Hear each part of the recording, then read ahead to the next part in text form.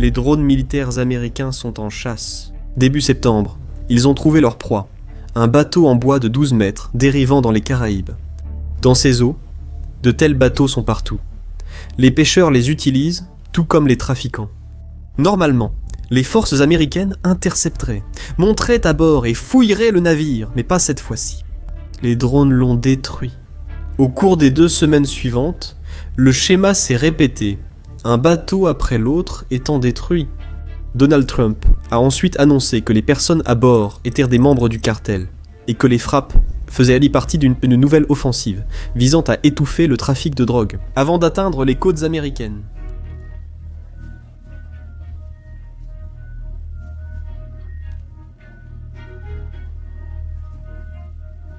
À la fin du mois, les États-Unis avaient mené au moins 14 frappes contre des navires soupçonnés de transporter de la drogue. Mais il y avait un problème. Les frappes avaient lieu au mauvais endroit. La majeure partie de la production de cocaïne est concentrée en Colombie, au Pérou, en Bolivie et au Mexique. Et ces cargaisons transitent généralement par voie terrestre, ou à travers le Pacifique, pas par les Caraïbes. Puis, en octobre, le véritable objectif est apparu. Trump s'était tourné vers le théâtre caribéen et implicitement vers le Venezuela. Les États-Unis ont envoyé leur porte-avions le plus avancé, ont donné le feu vert à des activités de la CIA à l'intérieur des frontières du Venezuela et ont laissé entendre que des frappes terrestres pourraient suivre. Les drones traquant les contrebandiers ont découvert une cible plus importante. Leur prochaine cible pourrait arborer le drapeau vénézuélien.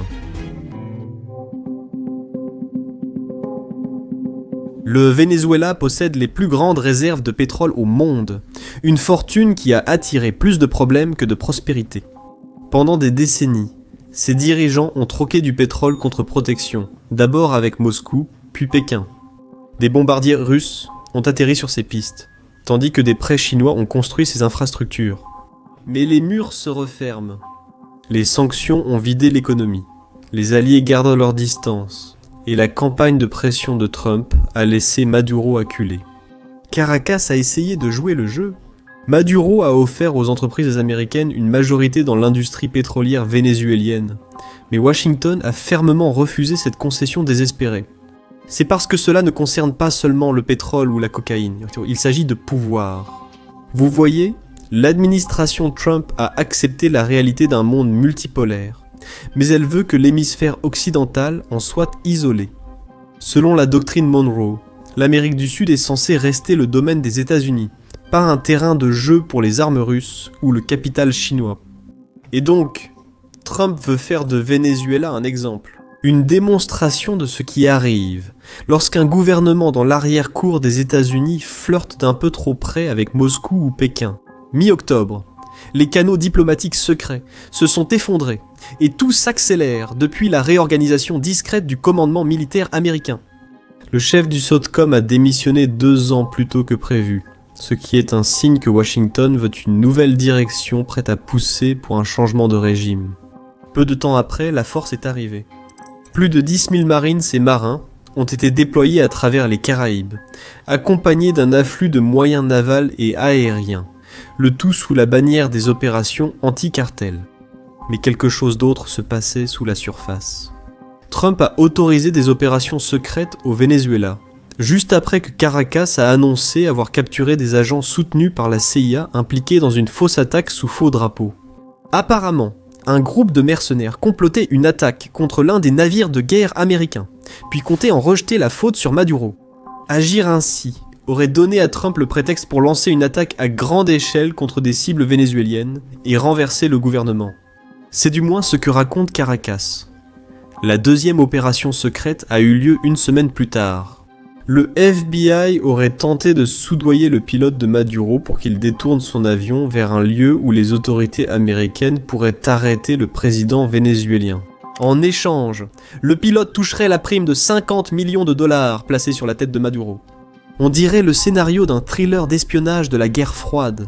Et c'est le genre de coup qui a déjà permis à Washington de capturer des barons de la drogue au Mexique. Mais cette fois, cela a échoué. Le pilote a refusé et le plan s'est effondré. Mais l'échec a une façon de changer les tactiques. Si la phase 1 se déroule dans l'ombre, la phase 2 pourrait bientôt se dérouler en plein jour. Les États-Unis ont déployé leur plus grande force navale dans les Caraïbes depuis la crise des missiles de Cuba. Près d'un dixième de sa marine est maintenant au large du Venezuela, dont le porte-avions Gerald R. Ford, capable de déployer plus de 75 avions de combat. En même temps, Washington dépoussière les infrastructures de la guerre froide. D'anciennes bases navales et aériennes sont reconstruites, et les aéroports civils de Porto Rico et des îles Vierges américaines modernisés. Les deux territoires se trouvent à environ 800 km du Venezuela et pourraient servir de tremplin pour des opérations sur le continent. Les images satellites montrent des drones Reaper stationnés sur le tarmac à Porto Rico, tandis que de nouveaux abris sont alignés le long des pistes pour augmenter la capacité d'hébergement. Les renseignements en source ouverte indiquent également la rénovation des voies de circulation sur l'ancienne base militaire Roosevelt Roads.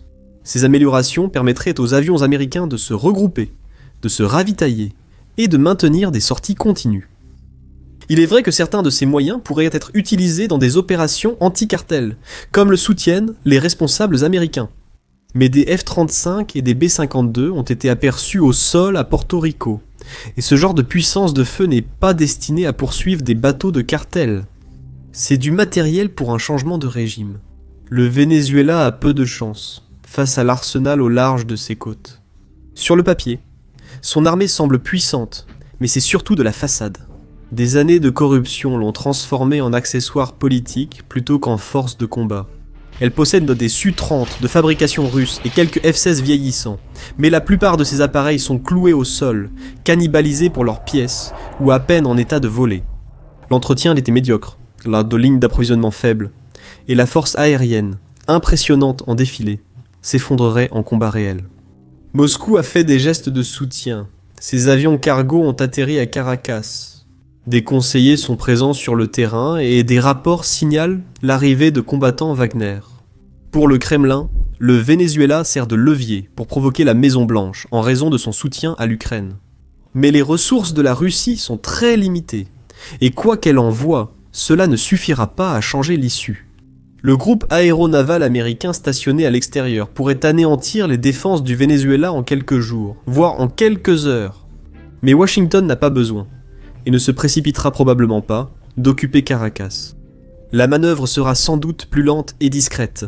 Frapper les pistes, couper les routes de contrebande, laisser monter la pression. Au besoin, les forces spéciales agissent discrètement, les drones font le reste. Chaque frappe affaiblirait méthodiquement le gouvernement Maduro, sans jamais appeler cela une guerre. Bien sûr, tout cela reste spéculatif. Et puis, la vraie question n'est pas de savoir comment le conflit commencerait, mais ce qui viendrait après. Renverser Maduro serait peut-être la partie facile. Remplir le vide est plus difficile, et ce vide est armé jusqu'aux dents. Chavez a passé des années à inonder les rues de fusils automates Kalachnikova, 47 d'abord en les important, puis en construisant une usine pour en fabriquer davantage. Personne ne connaît le chiffre exact, mais des estimations suggèrent qu'il y aurait jusqu'à un demi-million de fusils entre les mains de gangs et de milices fidèles au gouvernement. Donc, oui, l'Amérique pourrait bombarder, oublier et régler rapidement le cas du Venezuela. Mais ce qui viendrait ensuite ne serait pas aussi simple si le gouvernement Maduro venait à s'effondrer. Les armes ne disparaîtront pas, elles changeront simplement de main. Des factions, gangs et seigneurs de guerre s'affronteraient pour contrôler les restes. Ce serait un bain de sang, du genre qui résulte de conséquences imprévues. Après tout, le pouvoir ne rend pas plus sage, il rend juste plus bruyant quand on a tort. J'ai été votre hôte, cher Van de Caspian Report. Si vous appréciez notre travail, veuillez laisser un commentaire, cliquez sur le bouton j'aime, et peut-être partager la vidéo. Dans tous les cas, merci pour votre temps, et Saul.